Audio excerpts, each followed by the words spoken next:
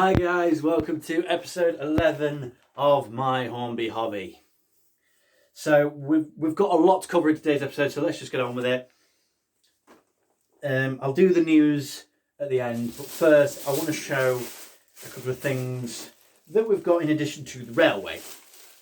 So me and Mum have just come back from Leek and they've got a nice little collectible shop there, Classic Collectibles. And I found this, which is a water tower from Hornby Railways. It was back when it was made in England. And you can tell because of the style of packaging that they went for. And, well, I hope all this is showing up on camera. I've got it on external. So this can go pretty much there. So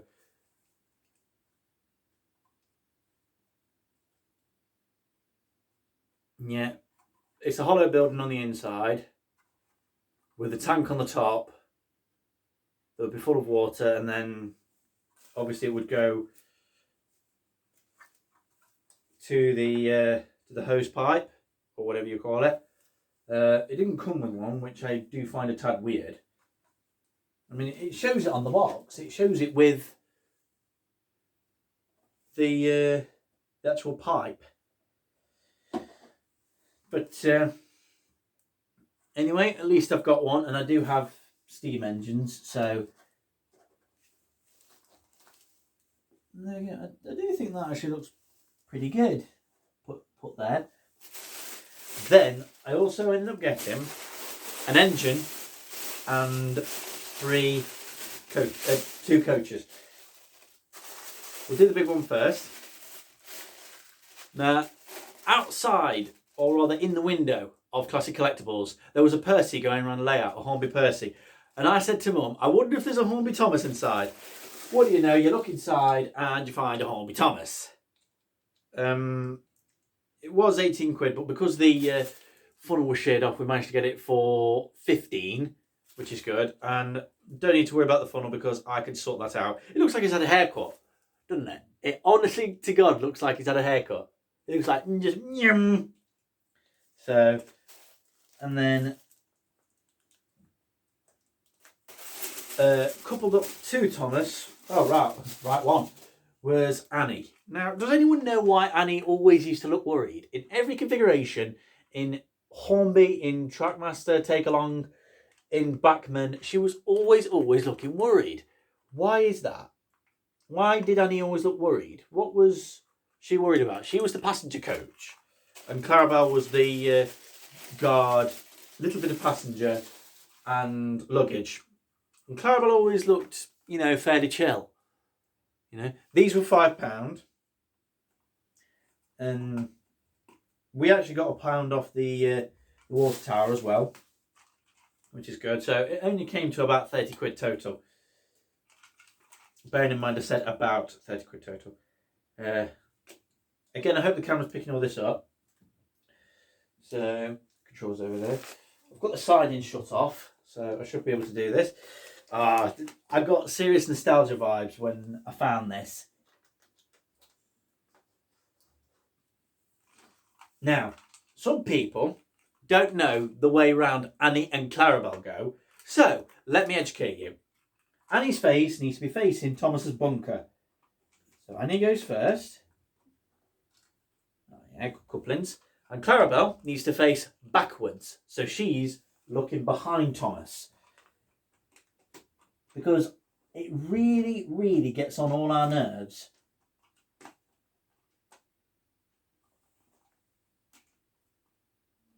when people put Clarabel then Annie, or when they put Annie and Clarabel and they're facing the same way. They face opposite ways. What's so difficult about it? But anyway, I digress. We now have Thomas on the layout, so let's give him a go. Is it going to work? Let me just make sure all the points are set. Oh, there was a hum.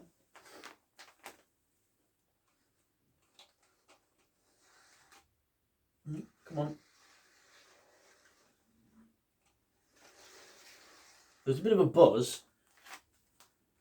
Oh, hang on, I think it's short-circuited. Or the cut-off point was like that. Right, Well, anyway, now that we've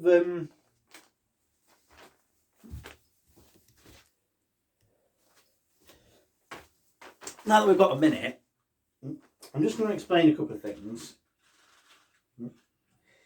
I said I had news. It's not anything particularly exciting, but I managed to get the uncoupler working. There's basically a copper spring underneath that's like a set of wings, and that's what provides the power. But it was a bit weird. It was like doing that. That's why one side was higher than the other. So I got into it, bent them up, gave it loads of tension. So now it goes pretty brilliantly. It's like a space bar. And we'll probably see that in action in a minute. I've also done some maintenance on Smoky Joe, so now it's an even smoother runner than it was. The crawling speed wasn't that good on Smoky Joe, and the wheels were caked in cack. So opened it up, gave it a really good clean, cleaned all the wheels, and I used a wire brush on my Dremel tool. And now that works. I will have to do the same thing with the 040 because that's starting to look like it's getting the same way. And another thing is that I don't know if you remember or not, but I put this siding in for the Pullman coaches, and there's this set of points here. Now you have to nudge the points over, like literally about the width of a nail, in order to get it to make contact with the outer rails. So there's clearly something wrong with the connection between the flap and the actual track. Because it's fine when you're just going around the track normally, but when you've got it switched to that, the engine comes on and stops about there. If you push that a touch more, it comes back. So, right, that should be about a minute. I've also tried to add as much track as I could to this, extra curves and stuff. Right, switching on and power. That was weird. Okay, so something's clearly wrong with Thomas. He makes a buzzing noise. And then that's it. What's going on here? It seems to keep tripping it. The wheels are clean.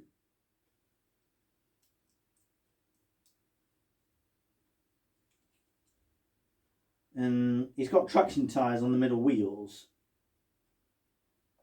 I apologise if I'm not in shot here. But something's not quite right. Right. I'm turning up the controller and the red light's on. I know you probably couldn't see that.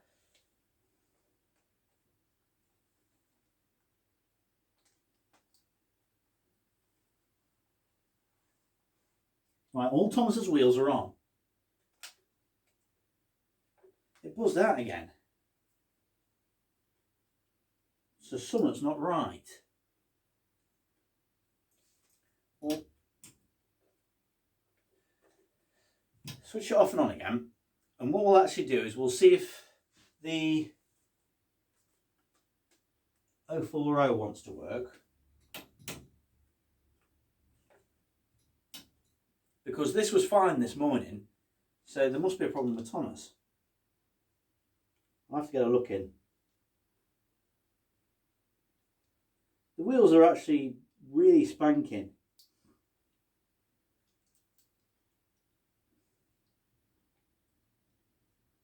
So, and it has been tested. It said on the sticker that it had been tested. So clearly it worked. There we go, the 040 is working.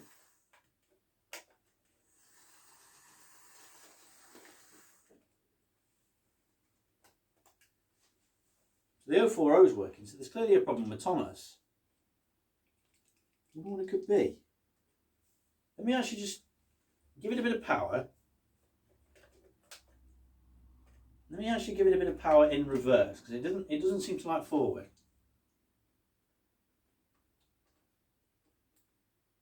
It nudges, and then the light goes out. Yeah, all the wheels are on the track. So I can't understand what's wrong. Let's leave that off, and then I'll try and switch it back on, then hopefully it'll shoot off. Well, that's weird, isn't it? But yeah, I'll explain for a minute. The reason why I bought Thomas again was because I wanted to do a Days Out with Thomas thing. You know how at Golden Valley in Butley you can have Days Out with Thomas like during the summer. And because their Thomas looks nothing like the one from the show, I thought I'd get the Hornby one. Plus I used to have a Hornby one anyway.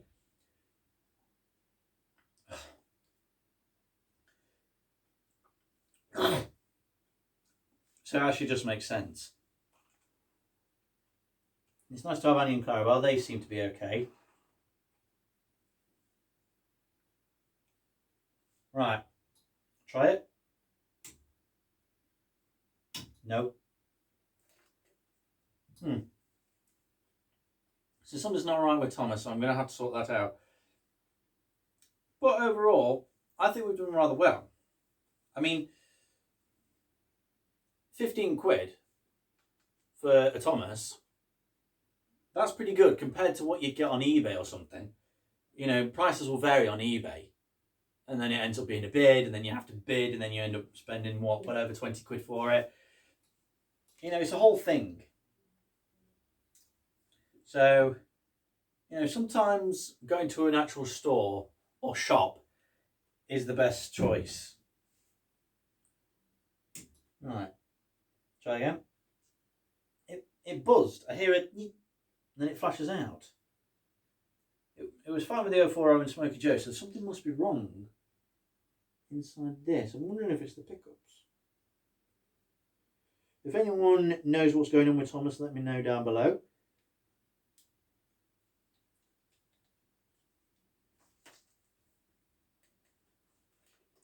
But yeah, that's going to have to do it for this episode. Join us next time for, well, whatever we're going to end up doing.